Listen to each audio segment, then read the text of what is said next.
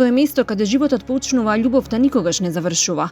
За жал, 60-годишната Туркан од Скопје го памети местото каде и започнал животот, но сака да ја заборави суровата сегашност во која, како што вели таа, е изневерена и протерана од најблиските.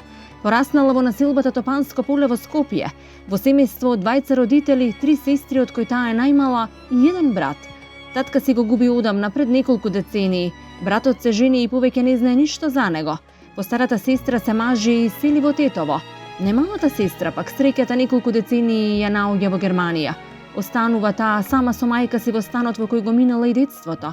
Мајка и пред смртта одлучува да го подари станот на средната сестра, под услов ако затреба таа секогаш да биде поддршка на другите две сестри. Подарениот стан е продаден и местото на живење заменет со стан во Тетово, но нетрпеливоста расте, а растат и проблемите помеѓу Туркан и средната сестра.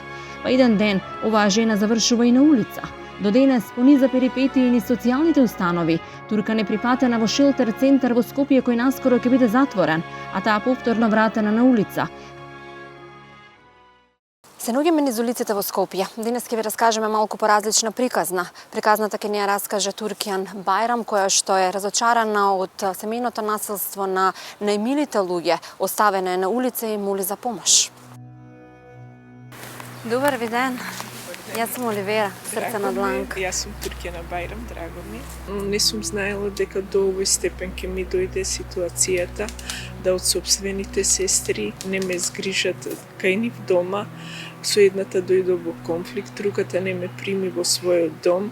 Сум на улица, а на улица не се живе. Сте преспивали под отворено небо? Точно сум преспивала неколку дена и на отворено. Страшно е, Господа не му даде на никого да ја доживе мојата судбина. Како е, Туркјан, да живеете на улица? Многу лошо. Многу лошо. Господ на никого да не му даде, на најголемиот пријател, ја што сум доживеала оваа судбина. Би била захвална да ми се помогне од страна на хуманите луѓе, општествените установи.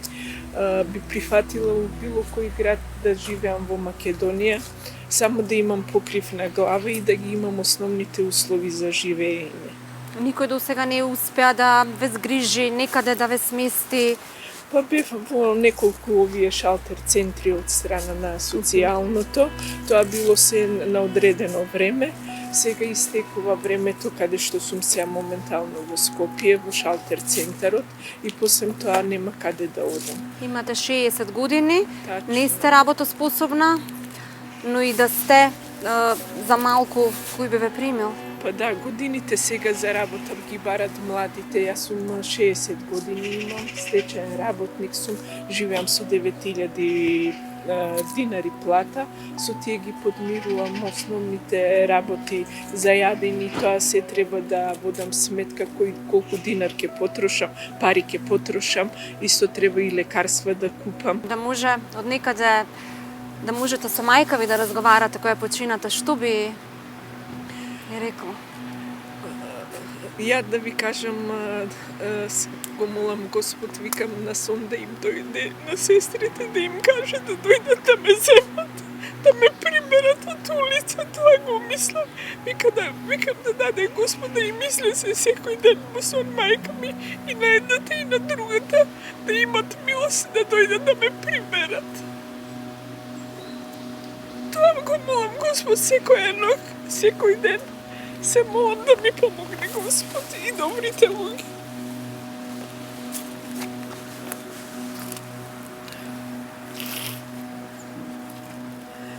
Туркан потекнува од 6-члено семејство каде слугата била императив на незиното детство и младост. Не знаеле за мое и твое, се било именувано со зборот наше, ке рече таа. Работите се менуваат по смртта на таткој. Братот, откако ќе се ожени, повеќе не знаат ништо за него.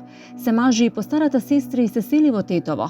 Средната сестра пак ќе побара среќата во Германија, а таа останува сама со мајка си во станот во Топанско поле, гледајки се и грижејки се двете една за друга. Сепак, работите ќе се сменат или може би заземат лош правец, денот кога мајки ќе одлучи станот по незината смрт да го подари на средната сестра која се омажила во Германија. Родом сум од Скопје.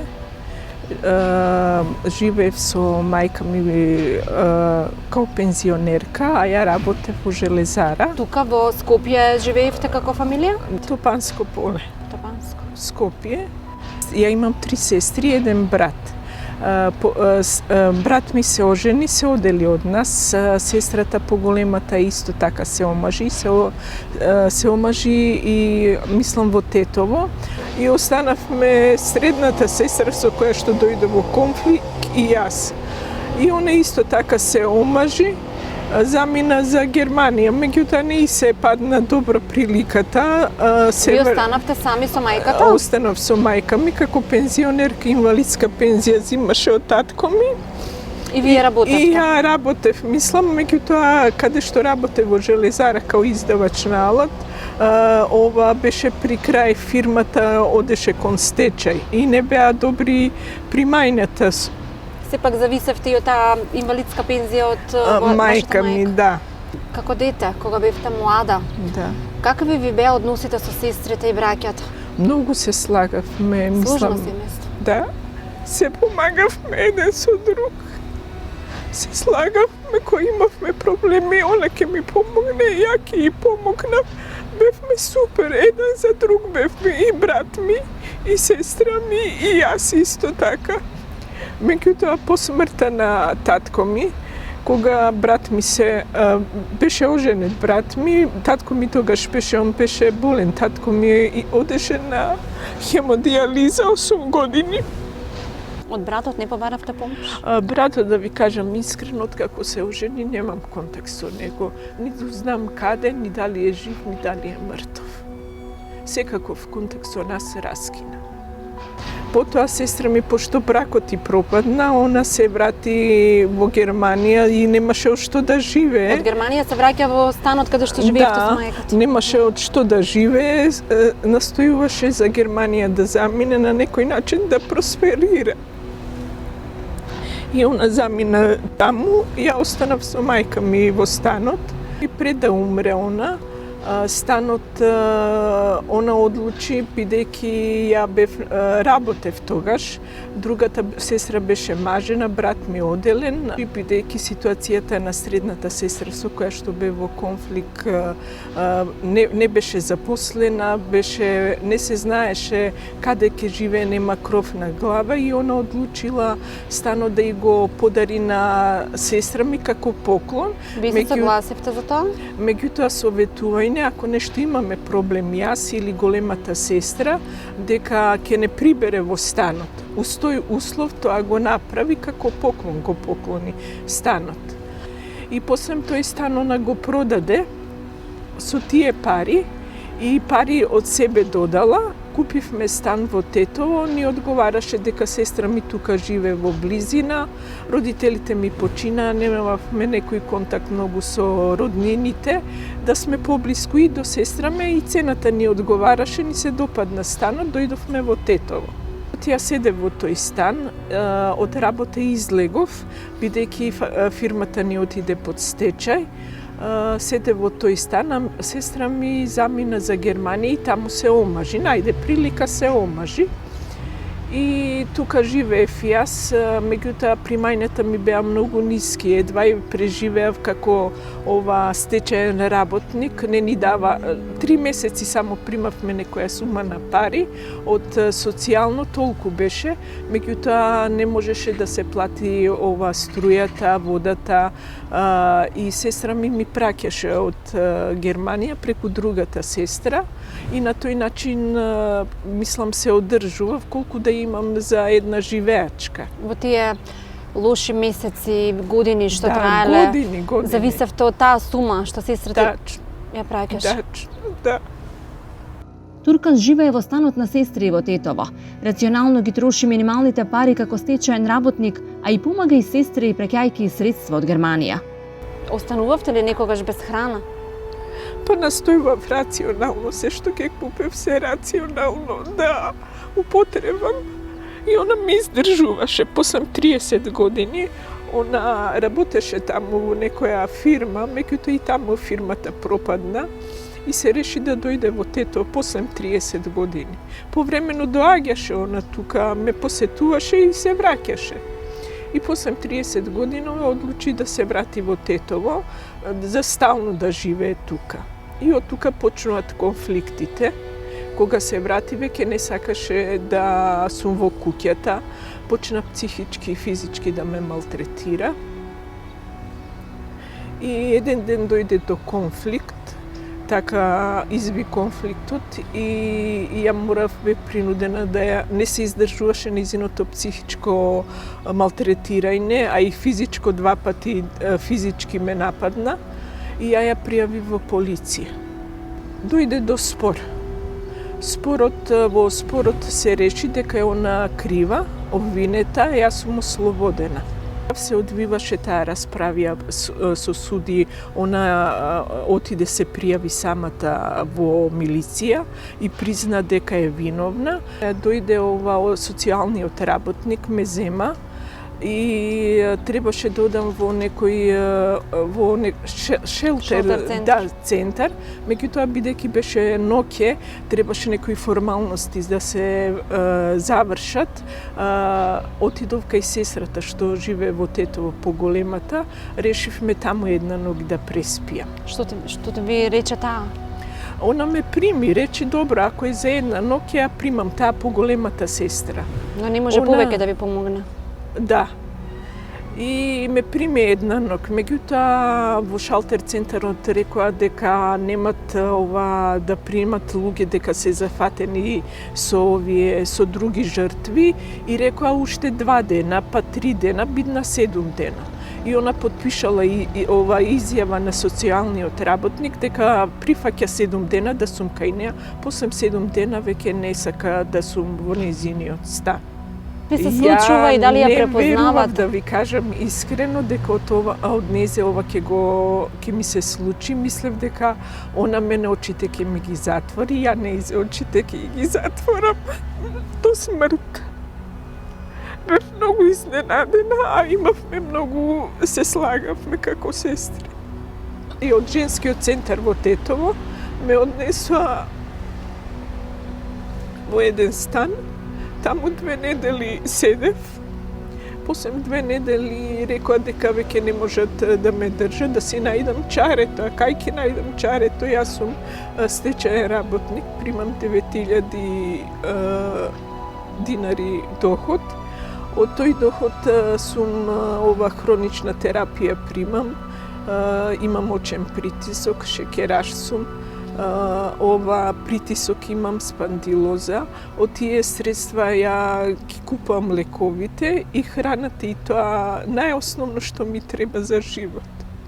Не сте способна да исплаќате кирија за стан? Не сум способна, не сум со тие 9000 не можам да излезам на крај. Нема кирија, толку ефтина, второ би останале без лекови и храна. Да, точно.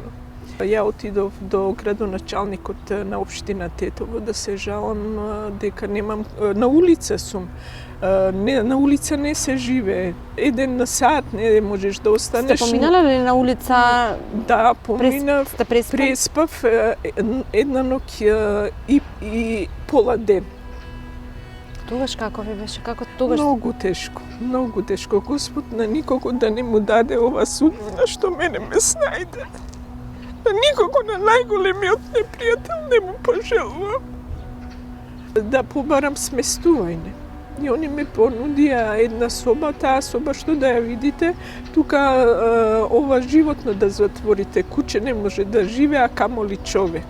Условите беа многу катастрофални, немаше вода, немаше каде да се сготви, не беше топло, прљаво, имаше 3 кревети, тоа креветите се скршени, купатило каде да одржуваш, основни услови за живење немаше. Тоа таму да одиш, да умреш и од таму мртва да ме извада, така беше лоша ситуацијата. И ми ветија дека тука 2 месеци да останам од општината, после 2 месеци дека ќе ги направат документите за да ме сместат во старски дом, пошто имам 60 години. Тоа ништо не направиле, само останало така. Ме мателе. И нема што да правам. Јас отидов повторно се вратив во општината и тука до вратата во општината што имаше клупа со се стварите што ги имав од станот, основни ствари. Ова цела ноќ седев, не сум спиела и утредента И гладна, веројатно. И гладна, да. И утредента исто така уште пола ден поминав и после тоа дојдоа од социјално исто така службенички, не знам кој дали им јави ова портиро што беше од општината и дојдоа они и ме презедоа со цел да не останам на улица, да ме соберат негдека да одам. И одлучија да ме однесат у ова клиничка болница во Тетово на интерно одделение, таму 3 дена седев. И рекоа дека со обеќајне ќе дојдат, ќе ме земат и ќе ме сместат во старски дом и таму веќе работата да е завршена, проблемот да не лутам, да имам покрив над глава. Но и тоа не се случи. Но и тоа не се случи, се останало на збор. Отидов кај сестрата што е ова од Тетово, 3 пати отидов кај неа, побарав помош и викам ќе седам кај тебе, како ќе речеш така ќе биде парите што ќе ти ги дадам од као стечаен работник што ги примам, само за лекови ќе земам, како ќе речеш ти така ќе правам, ќе почитувам правила во куќа, а се што ќе кажеш ти, не ме прифати. Пошто сум избркана од таму, отидов во мојата зграда, каде што ни е станот, нема кај да одам пред општина, ме брка полицијата, да одам пред некој јавен објект, одам за да ноќе некој не ме нападне, има разни наркомани, силеџи, одам на некои видни објекти за да не бидам нападната. Меѓутоа во јавните објекти никој не сака да им стоиш пред објектите, брка милицијата, брка. И што да правам после тоа? Отидов каде што живееме во улазот тука, еден комшија ме прибра и ми рече што е работата, му објаснувам вака и вака. Вика, ај ќе покушаме нешто да направиме, вика да збориме пак со социјално, да ти помогне, вика заедно со сопругата. Господа му даде 1000 добра, многу ми помогнале, таа ног ме прибра. И утредента отидовме во социјално и социјалното вика нема чаре, вика шалтерите, тие центрите за примање на жртвите, вика се преполнети, нема, вика кај да те прибереме. И што да правам, отидов пред еден хотел, таму стоев цел ден. И околу 5 сато дојдоа социјалните работници, ме зедоа и ме донесоа тука, во Скопје, во шалтер центарот. Еве неколку дена како сум тука, меѓутоа ми истекува рокот веќе на престој во шалтерот. До кога ви е рокот? Рокот ми е овие денови, треба да го напуштам и повторно сум на улица. Само со животот го имам и само тие 9000 динари што ги примам. На улица не се живе. Покотоа сега зимно време, многу е тешко. Секој ден ми е тешко да ви кажам. Многу тешко ги поминувам деновите. Многу е тешко да немаш кров над глава. Господ не никого да го не остави прво здравието, па после тоа домот да го имаш. Веројатно еден ден ви е 1 година. Како да не тешко ми поменуваат, секој ден ми е тешок. На ништо не се радувам. Само мислам на тоа да имам дом. Кога би се средиле, а верувам дека ќе се средите, мора да бидеме позитивни и да мислиме позитивно. Би им простиле на сестрите? Не, никако. Не оставиле место. Во најтешкото ме оставиле. Они да седат дома, во топло, да јадат, а ја да сум на улица. Никогаш нема да го заборавам ова што ми го направиле. Да ме остават на улица. И едната и другата. Како можат така да седат дома, да јадат, да седат мирни, а знаат дека има човек надвор. Веројатно вие на нивно место тоа никогаш не би го Не направили. би го направила се што би имала, би делила со нив до последно. И затоа ги молам сите хумани луѓе, сите општествени установи, на било кој начин да ми помогнат, да најдам кров над глава да имам, каде што ќе спијам, јадам, ќе се бајнам, не барам многу, да имам една собичка со основни услови, едно купатило каде ќе одржувам хигиена, толку. Многу ќе сум им благодарна. Утрешниот ден не ни е ветен, денешниот трае многу кратко. Ни останува само љубовта од семејството. Затоа да се сакаме и да се почитуваме безрезервно, да минуваме време со семејството и да бидеме сложни, зашто кога се имаме едни со други, имаме се, и зашто љубовта на семејството е најголемиот благослов во животот.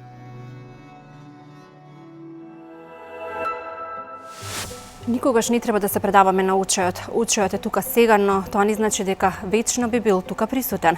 Затоа треба да се надеваме и да веруваме во подобро утре. На подобро утре се надеваат и двете семејства кои имаат соништа и кои веруваат во хуманост и добрината на народот. Сега времето е на нас. Раката за спас треба веќе да ја подадеме, да им помогнеме на двете семејства, затоа што нашето малку некому може да значи се.